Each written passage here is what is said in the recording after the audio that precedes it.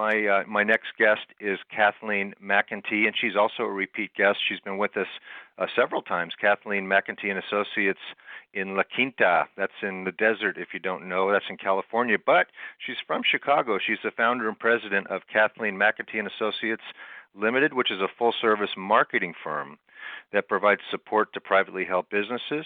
And she has over 30 years of experience in marketing, communications, sales and business development, operations, media, public relations, C-level client relations, you name it. So she works with clients to help them best articulate who they are, what they do, and most importantly, what distinguishes them from their competition. And then she develops and executes the plan to get the message right to the audience in the right places. Again, Kathleen's a native of Chicago. She resides in the Coachella Valley, beautiful place in the desert in Inland Empire, or I guess Coachella Valley is unto itself, beyond the Inland Empire. Her passion is international travel. She's visited 6 continents and the cultures that make our world rich. Kathleen, I don't know if there's anything else to say except welcome to the show again. Thank you very much. I appreciate it. I appreciate the return invitation. Well, it's when I hear interesting content from guests, I always want to get them back. And your information that we've talked about in the past about, again, all this branding, marketing, is always of interest to our listeners. So tell us what you'd like to talk about today. I'd love to dig into the topic with you. I thought, you mentioned provisors in your last interview with Cindy, and we had a topic not too long ago that I thought was pretty good, and we asked everybody what was on their desk because, it's really kind of hard to explain what you do, and I thought I'd kind of give you a preview of what we're working on right now and talk about some of the changes in marketing and what's coming up. Does that work for you? Yeah, I think that would be fascinating. Okay, great. So a few of the things that we're working on, we're a full-service marketing company, so we don't really specialize in any particular industry, and so we range from business to consumer to business. Recently, we were retained by a manufacturer distributor in the oil and gas business to update their brand. They have 9 locations. Everybody's kind of been doing their own thing, and they decided they should probably put a little more professional foot forward. So we're doing everything from getting social channels established to writing a brand-styled guide, not that we're going to be the branding police, but so that everybody has the same PowerPoint layout and letterhead, and we're writing profiles, and we're updating the website and creating newsletters that they never had. And they've been around since 1956, so they have a lot of people that they can talk to. So that's one of our projects. We're also in the process of creating a brand for a homeowners association who merged the homeowners association with the golf course. So especially out in the Coachella Valley, we've got a lot of gated communities. And as many people know, the golf business has kind of declined over the last few years. And there's a lot of great communities with golf courses, but it's really a stretch to keep those golf courses alive and keep a lot of people on those golf courses. And so a while back, we were approached by this homeowners association to, in order to merge them, the people had to vote and to take it on. And so we helped them with a campaign, and the vote passed. And then they called back and said, now we have to merge all this stuff. Can you help us out? So we're doing everything from creating new logos and writing copy to helping them figure out what their mission, vision, and values are so that we can articulate that, and helping them with their employee brand, because employees are ambassadors to every company. And even though people would put that in the HR silo, that's really in the marketing silo too, because your employees are your ambassadors and they need to understand what's going on and help champion the cause. So we're involved in that. We've got press releases going for a couple of clients. We have bi-monthly newsletters going on. We have a client, I'll call it tchotchkes. Some people call it swag, something we all get. But, that's very impactful these days, especially with all of the clutter from ads and all of the marketing, everything that you're bombarded with. So we're working on sourcing stretch bands right now for a client. We have a number of organizations that we work with, which is pretty interesting. And then, of course, Christmas is around the corner, or I should say holiday. And so I'm buying a lot of media for another client for upcoming holiday promotions. And this time, I haven't done it in a while, but this year we are trying cinema, the theater, because Q4 is a blockbuster usually for movies. And what better way to get the word out than when you have a captive audience? And advertising in theaters has changed dramatically in the last 4 or 5 years. So yes, it sure has. It's been unbelievable. The things they can do are incredible, and really opens a great door for our client, because they also have digital add-ons that actually it's almost like stalking, but following people home and representing your ads. So we're pretty excited about that as well. So we have a lot going on these days. Well, what do you do after lunch, though? I'm just kidding. That you have that's. It sounds like your desk is. What do I do after 5 o'clock? That's another story. But it sounds like you've got so many different things going on. Let me ask you something. When you come into a client, and like the first client you mentioned, there were a lot of projects going on with all the situations you talked about, but especially the first one, you had everything from branding to the website to advertising and messaging to their employees. Where do you typically think you get the best bang for your buck as a client? What's the first project that's going to make the most sense for them? That's a great question.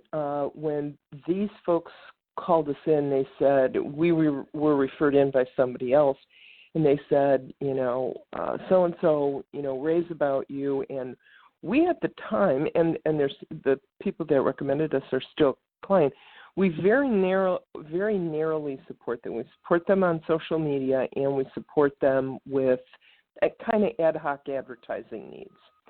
And so these folks called us and said, well, we think we need to do something with branding. We're not quite sure what. We're told you know what you're doing. Can you come out and talk to us? And the more we talked to them, they said, well, we have 9 offices. Everybody has different PowerPoint presentations with letterhead. People are using different fonts. We think maybe we should be in social media, but we don't know what to do. And so there was this whole laundry list of things they had. And I said, you know what? Here's what we need to do. We need to have a plan. Because we could dive in and we could create letterhead, we could dive in, we could do social media, but at the end of the day, we need a plan that includes a priority list of what we need to do, because we can't get everything done at once. And so the biggest bang for the buck, and it takes longer and it's frustrating because it adds time, but the best approach is to develop a plan. And so it took us about 4, maybe 6 weeks by the time we got our arms around all the needs.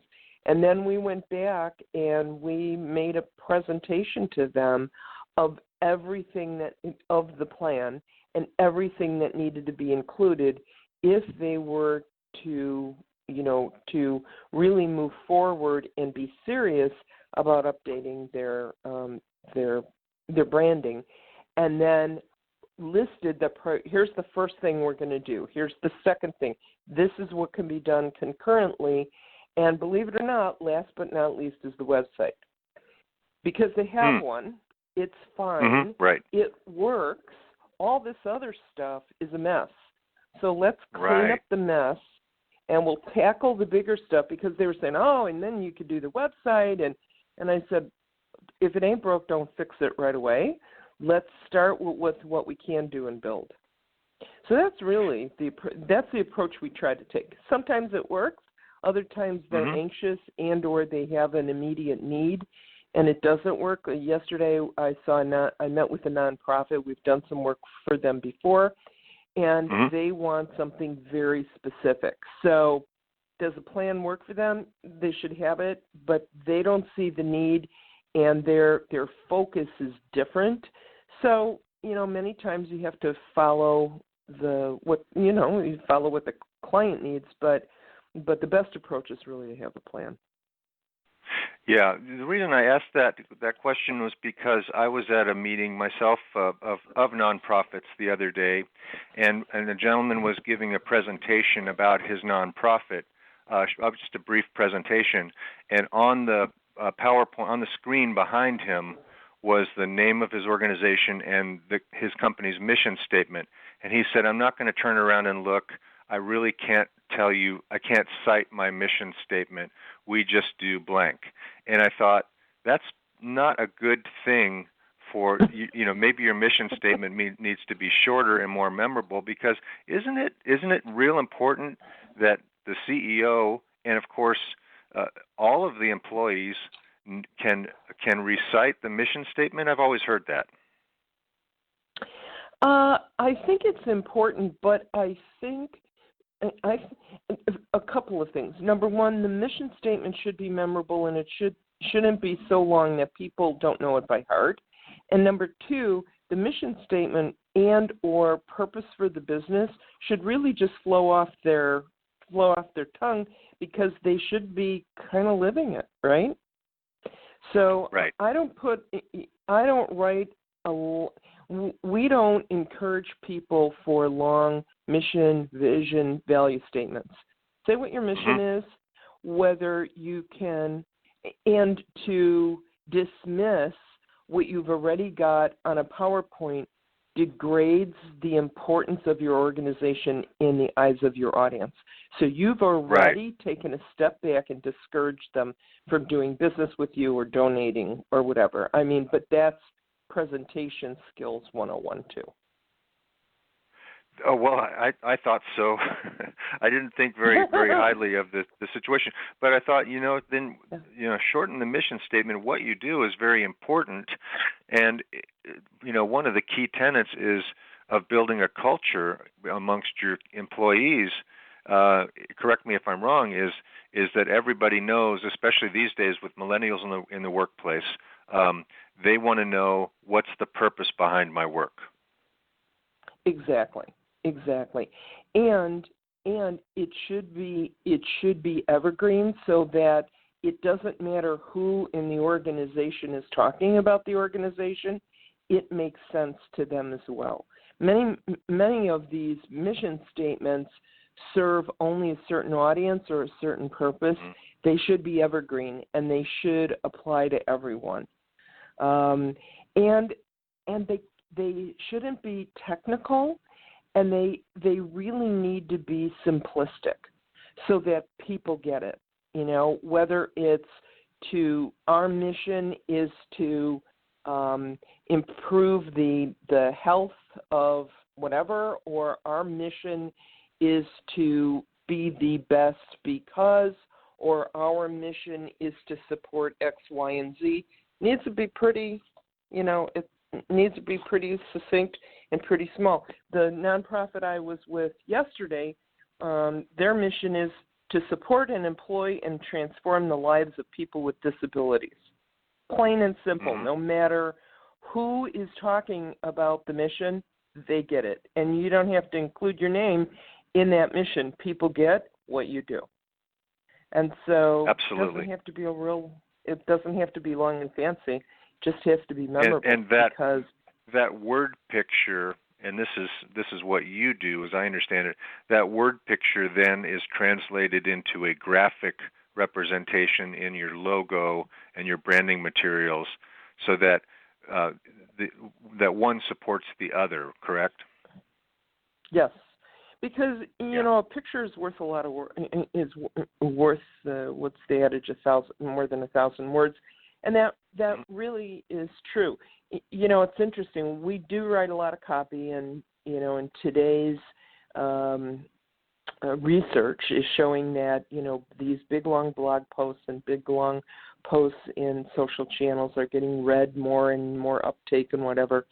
And that may be good for an audience, but the average person who's getting bombarded with these things, they're looking at copy and sound bites. I don't know how many times people have looked at brochures and said, oh, great brochure, never read a word. But they looked at the pictures, and they looked at the captions beneath the pictures, and if the pictures and the captions within the pictures or the soundbite sentences make sense to them, they're good, and then they move on. And that's the whole point behind having that kind of propaganda. Yeah, we've become a nation of headline readers.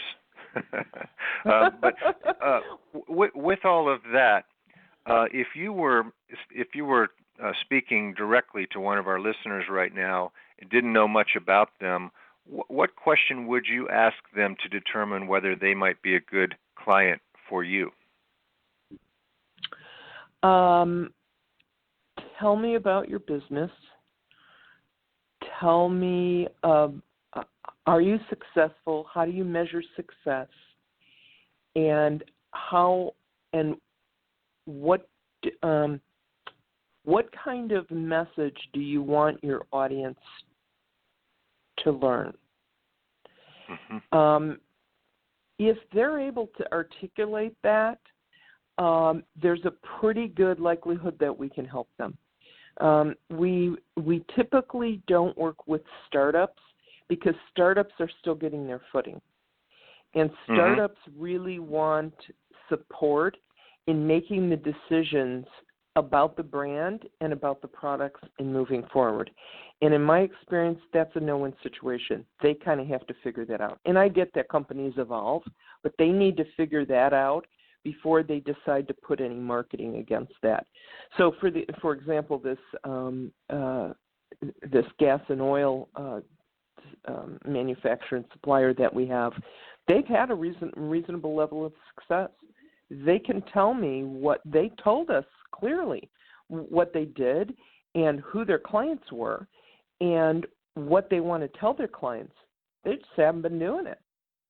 So, or in a cohesive manner. They have a lot of salespeople. The salespeople have been, managing the message. They are very, they're spotlighted in their industry and in the industry associations, and that's been good. But they know they need a better message to get more traction for their efforts. And so those are the kinds of questions we ask, and that's when they see how we can help them.